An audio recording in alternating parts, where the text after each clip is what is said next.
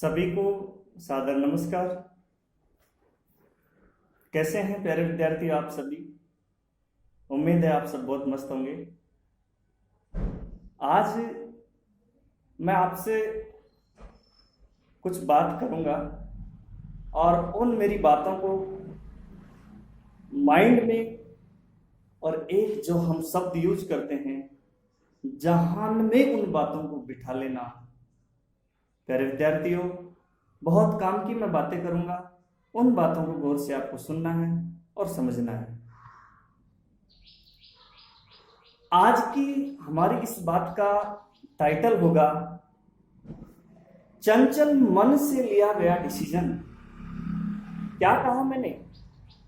चंचल मन से लिया गया डिसीजन। फिर से कह रहा हूं मैं बार बार, चंचल मन से लिया गया डिसीजन का परिणाम, चंचल मन से लिए गए डिसीजन का परिणाम चंचलता युक्त और दुष्परिणाम के रूप में ही निकलता है। लेकिन वक्त लगता है। आज आपका मन चंचल है और आप इस चंचलता के मन से कोई डिसीजन कर रहे हैं तो भविष्य में उसका परिणाम घातक होता है। क्योंकि एक बात याद रखना, डिसीजन आपको जो भी लेना है वो चंचल मन से नहीं, स्थिर मन से लेना है। हमारे शरीर के अंदर सबसे जो बुद्धिमान प्राणी है मानव, होमो सेपियंस जिसे कहते हैं। होमो का मतलब होता है बुद्धिजीवी और सेपियंस यानी प्राणी। उस बुद्धिमान प्राणी के अंदर, अपनी बॉडी के अंदर सबसे बुद्धिमान हमारे पास मस्तिष्क होता है। और साइकोलॉजी के अनुसार मन के कई प्रकार होते हैं, चेतन मन, अचेतन मन।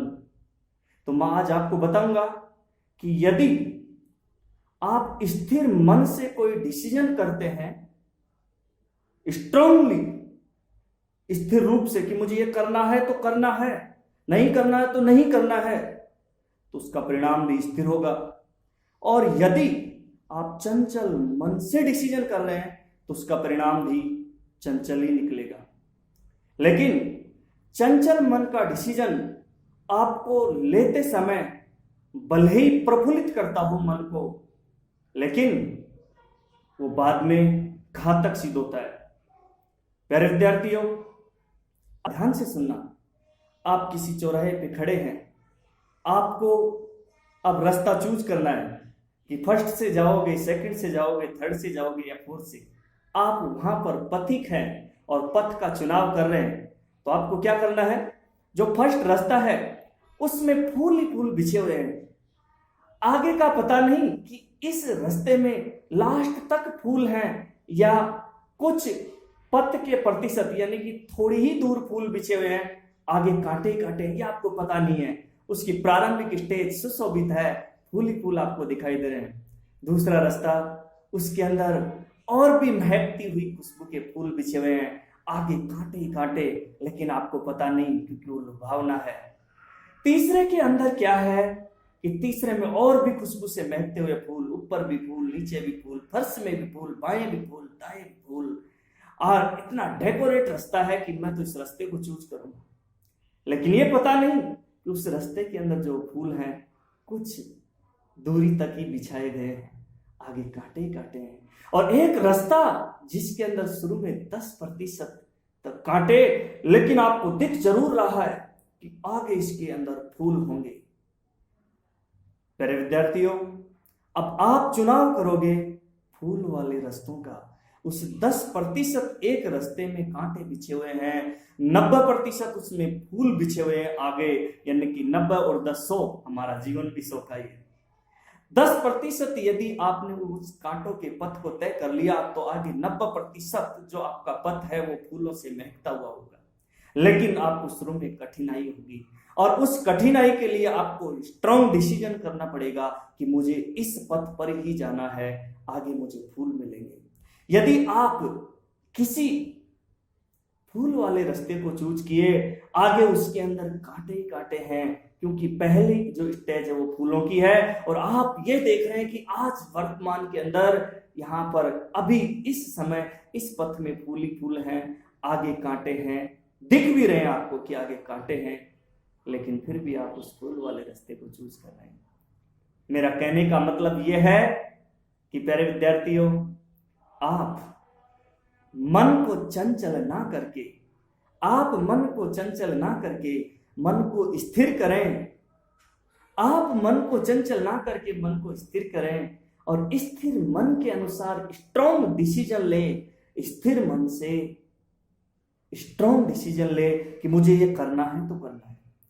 यदि आप चंचल मन से उद्देश्य निर्धारित करोगे और चंचल मन से यदि आप टारगेट निर्धारित करोगे तो उसका परिणाम घातक होता है।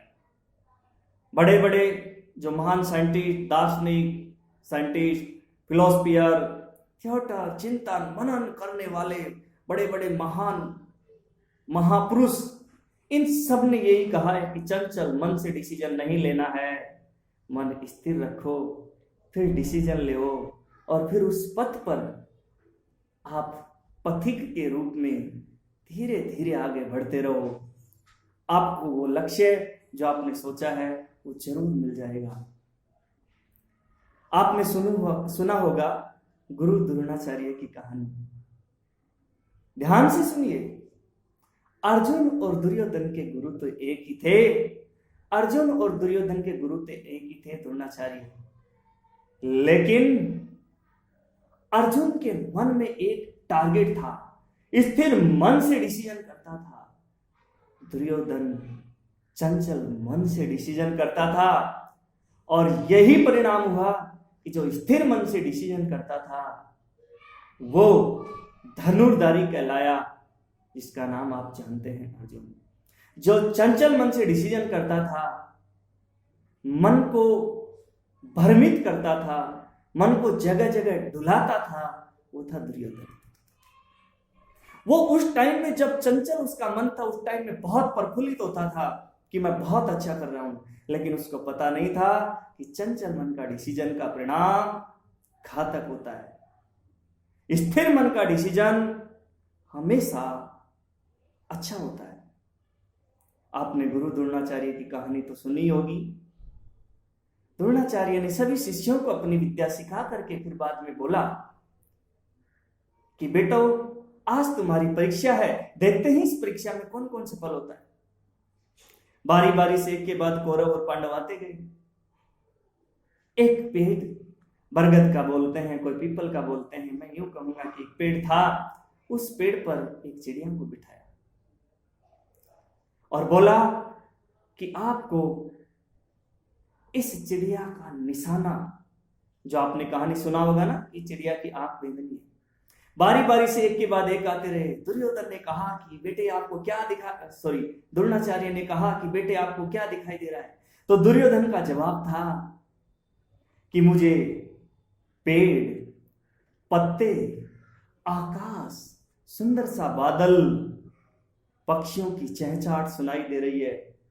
गुरु आप भी दिखाई दे रहे हैं और आसपास के परिवेश में सभी जीव जंतु। क्योंकि मन चंचल था ना, इस वजह से उसको बहुत दिखाई दिया। लेकिन अब आते हैं गिरधर, जिसको उपदेश दिया था भगवान श्री कृष्ण। अर्जुन की जब बारी आती है तब द्रोणाचार्य ने कहा कि बेटे अर्जुन आपको क्या दिखाई दे रहा है। तो उसका एक ही जवाब था, मुझे चिड़िया की आंख दिखाई दे रही है। सहदेव, नकुल, युधिष्ठिर, भीम, सबने, किसी ने चिड़िया की आंख के अलावा चिड़िया के पंख दिखाई दिए, किसी को संपूर्ण चिड़िया दिखाई दी। लेकिन अर्जुन ने कहा कि मुझे एक ही दिखाई दे रही है, वो है चिड़िया की आंख और मुझे ये आंख दे देनी है। अर्जुन ने अपने तरकस से तीर निकाला और चिड़िया की आंख को भेद दिया,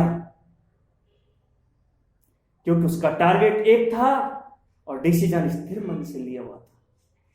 यदि आपका डिसीजन, फिर से मैं बार बार कह रहा हूं, आपका डिसीजन चंचल मन से लिया जा रहा है तो परिणाम घातक होगा, जैसे कि दुर्योधन का हुआ। यदि स्थिर मन से डिसीजन लिया जा रहा है तो परिणाम सही होगा।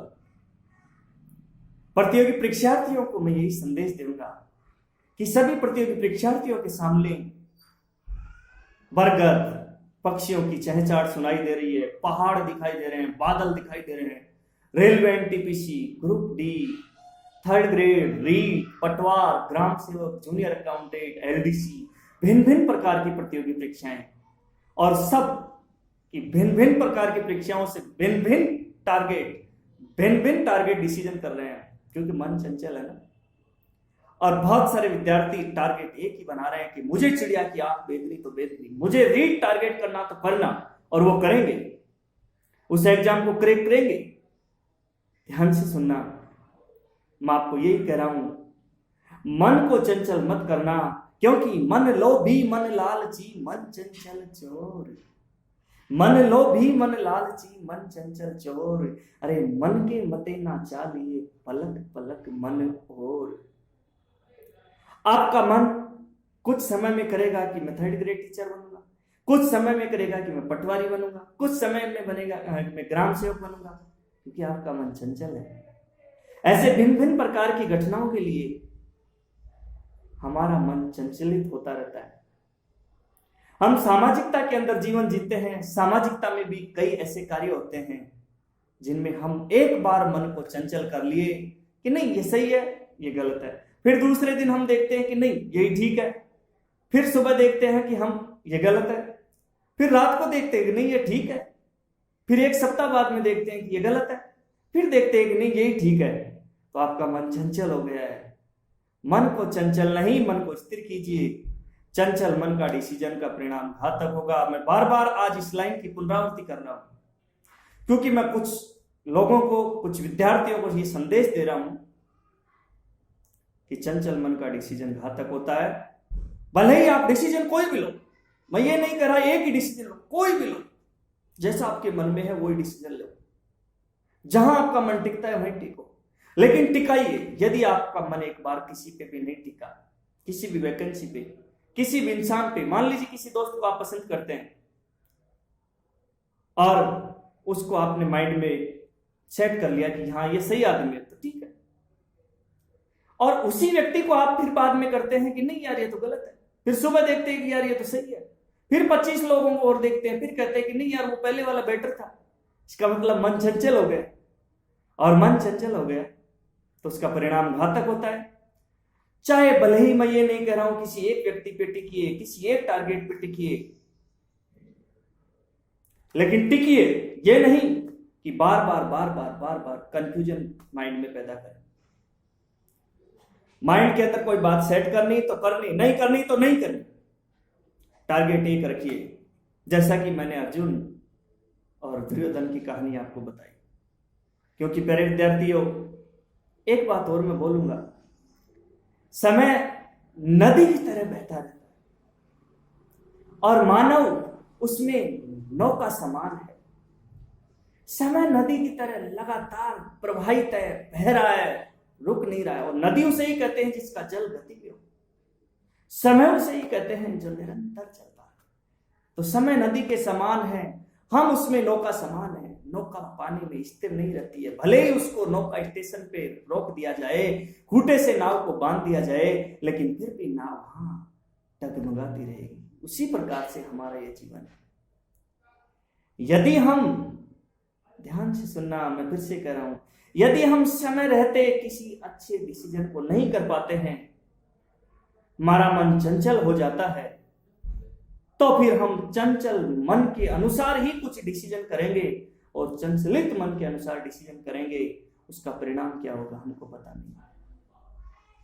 चंचलित मन के अनुसार जो डिसीजन करेंगे, उस समय तो हमको अच्छा लगेगा कि हमने डिसीजन अच्छा किया, लेकिन बाद में बुरा होगा, क्योंकि आपने भिन्न भिन्न जगहों पर, भिन्न भिन्न लक्ष्यों पर, भिन्न भिन्न व्यक्तियों पर नजरें दौड़ाई, और इस प्रकार से वो भोलू लोगों वाली कहानी आप जानते हैं। एक भोलू था और एक लोगू, उनके सामने खाने के लिए रसगुल्ला, बर्फी, कचौड़ी, लड्डू, पेठा, पपड़ी, उनके भंडार खोल दिए। तो उनमें से एक व्यक्ति जो भोलू था, वो तो एक गोदाम में गया, जिसको कोठियार बोलते हैं, और उसने वहां से अपनी आवश्यक खाने की वस्तुएं उठाई और अपने झोले में भरा और संतुष्ट हो गया कि हाँ अच्छा है। लेकिन भोलू के अलावा जो लोभू था, क्योंकि उसका मन लोभी था, वो क्या करता है, किसी एक कोठियार में जाता है, वहां बर्फियां दिखाई दी कि नहीं बाद में देखूंगा। अगले कोठियार में गया, वहां पे रसगुल्ले की नहीं बाद में देखूंगा, वहां से कुछ नहीं उठा रहा है। तीसरे में गया, वहां पे पपड़ियां दिखाई दी, ताजी ताजी जलेबी दिखाई दी, उसने सोचा कि नहीं बाद में देखूंगा। और अचानक से समय, टाइम इज ओवर, समय पूरा हुआ और सारे के सारे जो कोठियार थे उनको लॉक कर दिया गया। और लोभू जैसे पहले खाली हाथ था उसी प्रकार से खाली हाथ रह गया, क्योंकि उसका मन चंचल था, उसका मन स्थिर नहीं था। इसलिए मन को स्थिर कीजिए और स्थिर मन के अनुसार डिसीजन कीजिए। प्यारे विद्यार्थियों, प्यारे साथियों, सभी सम्मानीय नागरिकों, जो भी मेरी इस बात को सुन रहे हैं, हमेशा मन को स्थिर रखो, स्थिर मन के अनुसार डिसीजन ले। क्योंकि मैंने अभी आपको बोला था कि मन लोभी, मन लालची, मन चंचल चोर, मन के मते ना चालिए पलक पलक मन और मन यदि भ्रमित हो गया तो फिर वो नाव डगमगा रही है। और डगमगाती नाव के अंदर, हिलती हुई नाव के अंदर पानी भरने की संभावना रहती है, और पानी भरा और नाव डूब जाती है। केवटिया नाव को पार नहीं लगा पाता, और जो नाव साई साई करती हुई स्थिर वेग से गतिमान है, वो नाव नदी पार कर लेगी। केवटिया उसमें बैठे हुए नाविकों को या अपनी नाव को पार लगा देगा, क्योंकि वो स्थिर वेग से गतिमान है। आप समझ गए होंगे मेरी बात। समय आपके पास में निश्चित है, मैं इतना ही कहूंगा, आछे दिन पाछे गए, गुरु से किया न हेत, अब पछताए क्या होत है, जब चिड़िया चुग जाए खेत। एक बार समय आता है फिर से चला जाता है, वो समय वापस लौट करके नहीं आता। इसलिए आप मन को स्थिर रखें, स्थिर मन के अनुसार डिसीजन लें, वो आपके लिए बेटर होगा। चंचल मन के अनुसार डिसीजन नहीं लें, क्योंकि वो घातक होगा। हालांकि वो डिसीजन लेते समय हमको प्रफुल्लित जरूर करेगा, लेकिन घातक है। तो मन को स्थिर कीजिए, जहां भी आपका मन करे, कहीं भी मन करे, लेकिन स्थिर कर लो मन को। वही टारगेट बना लो कि मुझे ये करना तो करना। और यदि आपने चंचलता पसेरी दिमाग के अंदर, तो फिर तो आपको मैंने बता ही दिया क्या होगा। धन्यवाद सभी को। तो मेरा आज का ये वीडियो यही था कि चंचल मन से लिया गया डिसीजन घातक होता है, स्थिर मन से लिया गया डिसीजन हमेशा बहुत बढ़िया, मीठा, मधुर और ज़्यादा टिकने वाला होता है। धन्यवाद। जय हिंद सभी को। Thank you.